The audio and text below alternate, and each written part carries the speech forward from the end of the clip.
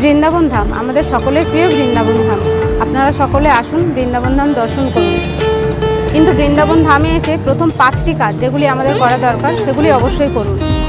প্রথমত, বৃন্দাবন ধাম এসে বৃন্দাবনের রজ অর্থাৎ বৃন্দাবনের মাটিকে প্রণাম করুন। দ্বিতীয়, বৃন্দাবনের বৃক্ষ, বৃন্দাবনে যত বৃক্ষ আছে তাদের উদ্দেশ্যে প্রণাম করুন। তৃতীয়ত, বৃন্দাবন ধামের যত ব্রজবাসীদের উদ্দেশ্যে প্রণাম করুন। চতুর্থ, শ্রী গোপেশ্বর মহাদেব, যার কৃপা ছাড়া বৃন্দাবন ধামে প্রবেশ একেবারে সম্ভব না, তাকে দর্শন করুন, প্রণাম করুন। এবং পঞ্চম, শ্রী যমুনা মহারানীকে দর্শন করুন, প্রণাম করুন। যমুনা মহারানীর জল মাথায় নিন। এবং বৃন্দাবন ধামের যত প্রকট বিগ্রহ, শ্রী গিরিরাজ মহারাজ, সব কিছু দর্শন করুন।